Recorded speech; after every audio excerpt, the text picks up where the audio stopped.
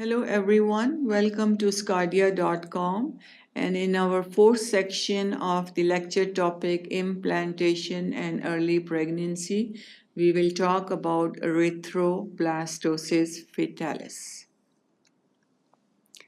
What is erythroblastosis fetalis? What are some complications of erythroblastosis fetalis? And what are investigations and what is the management of erythroblastosis? All this we will cover in this section.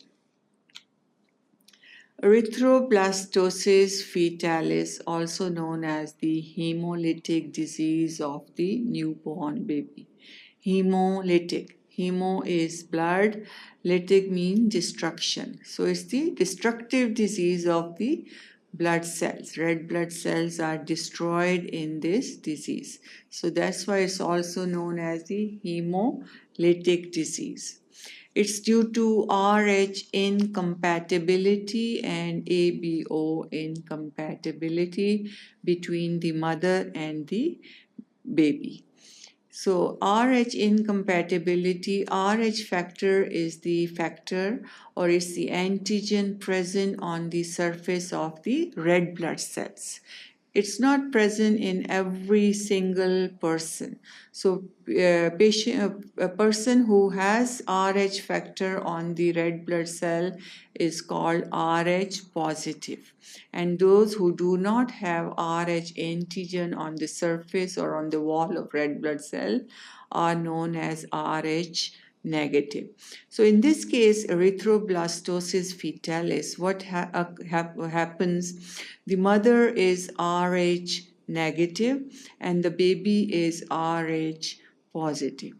So the blood from the baby enters into the mother, and because the blood of the mother is Rh negative, what happens is mother form antibodies against the blood of the baby. This doesn't affect the baby in the first pregnancy, but in the subsequent or consecutive pregnancies, it can be a serious problem if the same situation happen again. What happens is then the antibodies which are formed in the body of the mother now cross the placenta and destroy the red blood cells in the baby. So that destruction of the red blood cell in the baby leads to very serious hemolytic complications like enlargement of liver, spleen, anemia, very bad anemia occur. So that's the main what happens in erythroblastosis fetalis, Rh incompatibility. The other type is ABO incompatibility, when the mother is blood group O and the baby is O or B. So it's very important for the antenatal, when the mother comes for the antenatal visit, to check the blood group of the mother and check the blood group of the father. Because if the mother is Rh negative and the father is positive, there are chances that the baby's blood group might be Rh positive also, because the father is Rh positive. Now, the complications of erythroblastosis fetalis, as we said, there is destruction, massive destruction of red blood cells can take place, leads to very serious anemia. Anemia is low hemoglobin level because of the destruction of the red blood cells. Erythroblasts are the immature red blood cells. So with the increased destruction of the red blood cells, what happens is liver and spleen try to make or to cover up with the loss. So they start forming more and more red blood cells. And these more and more red blood cells can be, a lot of them, they are immature red blood cells which are easily destroyed also.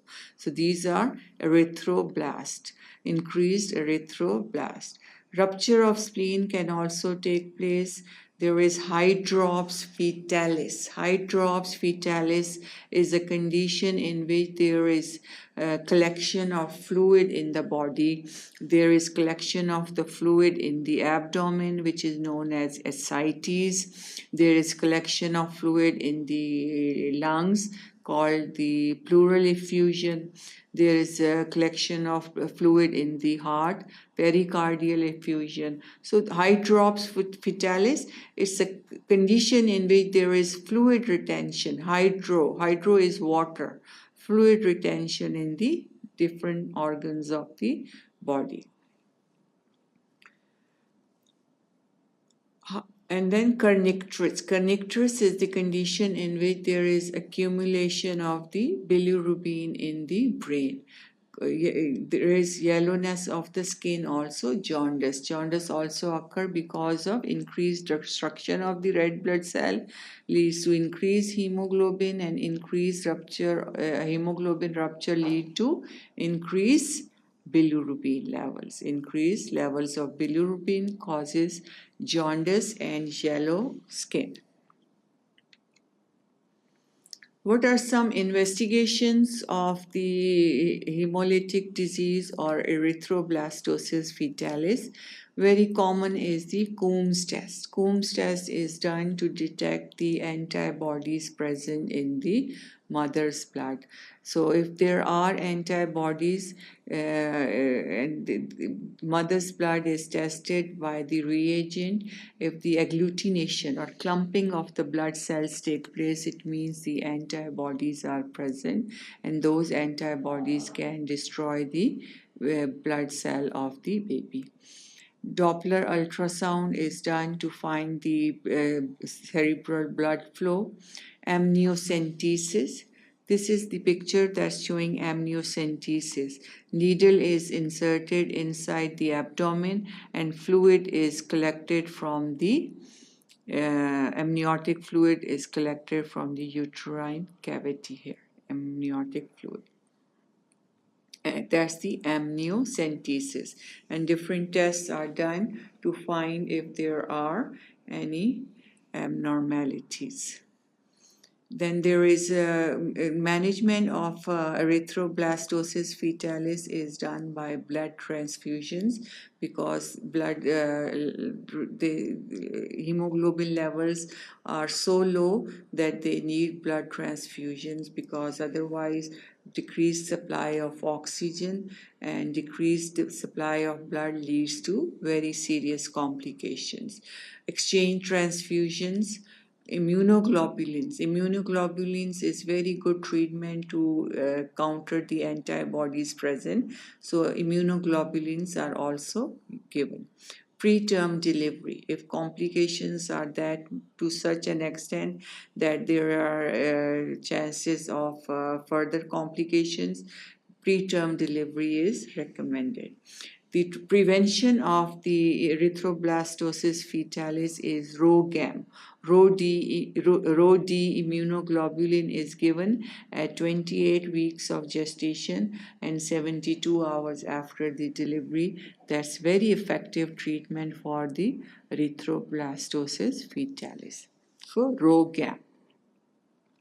And as I mentioned before, the first pregnancy is usually not affected, but subsequent pregnancies, because antibodies are present in the mother's blood, those antibodies can go and destroy the baby's blood cells. So that in that case, RhoGAM is very important treatment given at 28th week of pregnancy and then at 72 hours after the delivery. So that was all about erythroblastosis fetalis, its complication, investigation and management. Thank you for watching sqadia.com.